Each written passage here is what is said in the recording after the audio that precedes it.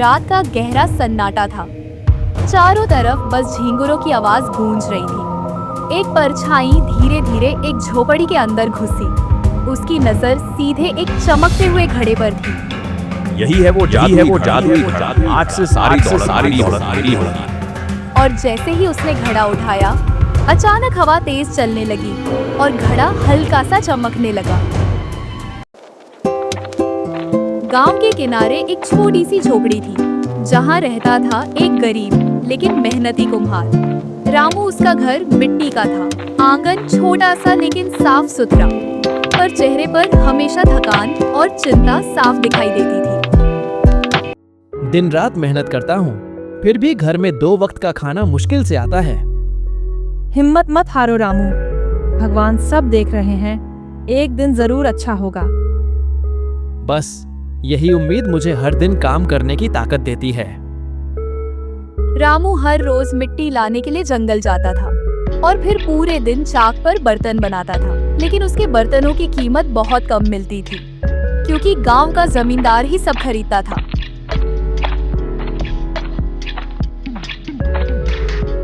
अरे रामू, ये घड़े इतने महंगे क्यों बना रहा है? सस्ते बनाओ, वरना तुम्हारे घड़े कोई नहीं खरीदेगा।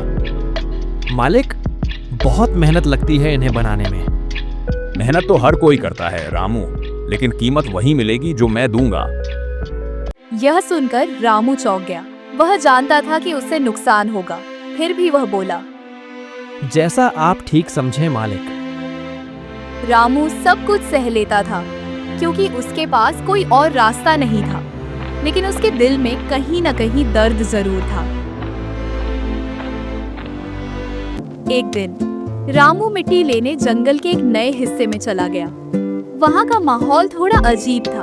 पेड़ घने थे और हवा में एक रहस्यमयी सन्नाटा था। आज यहाँ कुछ अलग लग रहा है, लेकिन मिट्टी तो यहीं अच्छी दिख रही है। जैसे ही उसने जमीन खोदी, उसे एक चमकती हुई अजीब मिट्टी दिखाई दी। अरे ये कैसी मिट्टी है? मैंने पहले कभी नहीं देखी। चलो, आज इस मिट्टी को ले जाता हूँ। शायद इससे कुछ अलग और अच्छा बनाया जा सके। रामू उस मिट्टी को अपने साथ घर ले आया। उसके मन में एक नई उम्मीद जाग चुकी थी।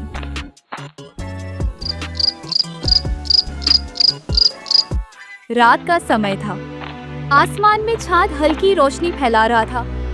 रामू चुपचाप उस मिट्टी से एक घड़ा बना रहा था। उसकी आंखों में उम्मीद और दिल में मेहनत की चमक थी। पता नहीं क्यों, लेकिन ये घड़ा कुछ खास लग रहा है। तुम्हारी मेहनत ही इसे खास बनाती है रामू। घड़ा बनकर तैयार हो गया और जैसे ही रामू ने उसे हाथ में उठाया, घड़े से हल्की सी चमक निकलने लगी। ये क्या हो रहा है? रामू, ये कोई साधारण घड़ा नहीं है। उसी समय एक धीमी रहस्यमयी आवाज गूंजी। ये घड़ा जादुई है, लेकिन याद रखना, इसका उपयोग केवल दूसरों की मदद के लिए करना, लालच के लिए नहीं। ये सुनकर रामू घबराकर बोला, कौन है वहाँ? लेकिन कोई दिखाई नहीं दिया। बस हवा फिर से शांत हो गई। रामू और उसकी पत्नी एक दूसरे को देखने लगे। उनकी आंखों में डर भी था और उम्मीद भी।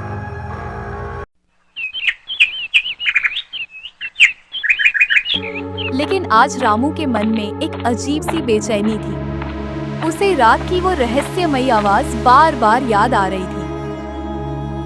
रामू, क्या सोच रहे हो? मुझे समझ नहीं आ रहा। क्या सच में ये घड़ा जादुई है या मैं सपना देख रहा था? क्यों ना आजमा कर देख लें? रामू ने धीरे से एक मुट्ठी चावल उठाया और घड़े के पास जाकर रुक गया। उसके हाथ कांप रहे थे। अगर कुछ गलत हो गया तो? डरो मत, भगवान पर भरोसा रखो। रामू ने हिम्मत जुटाई और एक छोटा सा चावल का दाना घड़े में डाल दिया। कुछ पल के लिए सब कुछ शांत हो गया। फिर अचानक घड़ा हल्का सा कांपने लगा। रामू, ये क्या हो रहा है? मुझे भी नहीं पता। और अगले ही पल घड़े से चावल निकलना शुरू हो गया। धीरे धीरे, फिर तेजी से पूरा आंगन चावल से भर गया। ये सच है। ये घड़ा सच में जादुई है। अब हमारे घर में कभी भूख नहीं रहेगी। लेकिन तभी रामू को रात की वो आवाज याद आई। नहीं, ये घड़ा सिर्फ हमारे लिए नहीं है। हाँ, हमें दूसरों की मदद करनी चाहिए।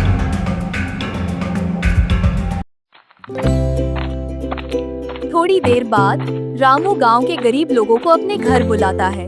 उनके चेहरे पर थकान और भूख साफ दिखाई दे रही थी। रामू, हमें क्यों बुलाया? आज कोई भी व्यक्ति भूखा नहीं रहेगा। रामू ने सबके सामने घड़े में एक दाना डाला और फिर वही चमत्कार हुआ। घड़ा अनाज से भरने लगा और पूरा आंगन खुशियों से भर गया। रामू, तुम तो हमारे लिए भगवान बन गए। नहीं, ये सब भगवान की कृपा है। मैं तो बस एक माध्यम हूँ। धीरे धीरे रामू की यह अच्छाई पूरे गांव में फैल गई।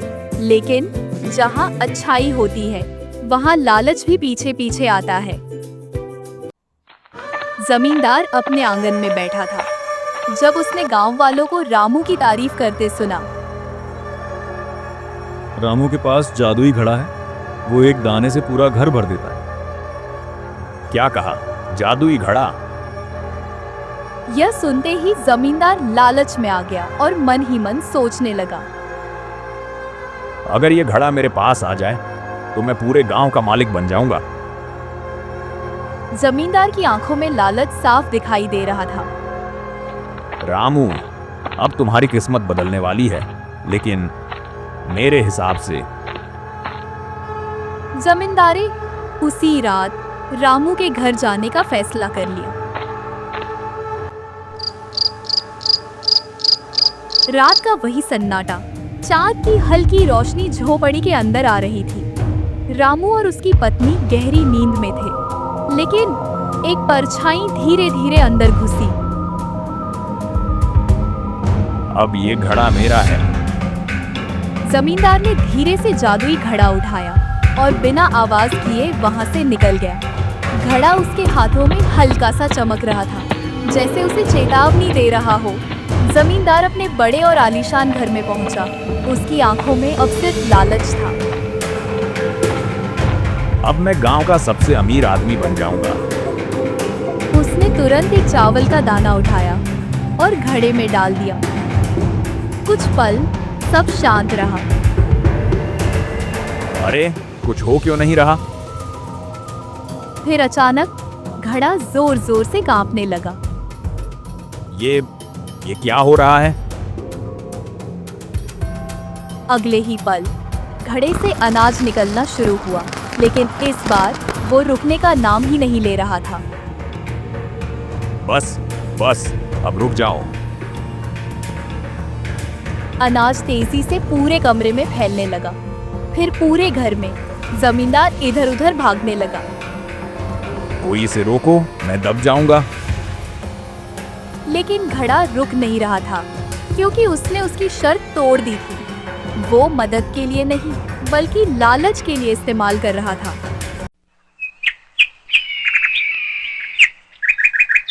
सुबह होते ही गांव में एक अजीब खबर फैल गई। जमींदार का घर अनाज से भर गया है।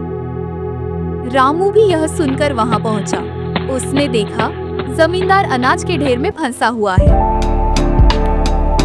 रामू, मुझे माफ कर दो। मैंने लालच में आकर तुम्हारा घड़ा चुरा लिया। लालच इंसान को अंधा बना देता है मालिक। मुझे बचा लो, मैं अपनी गलती मानता हूँ। रामू ने घड़े के पास जाकर आंखें बंद की।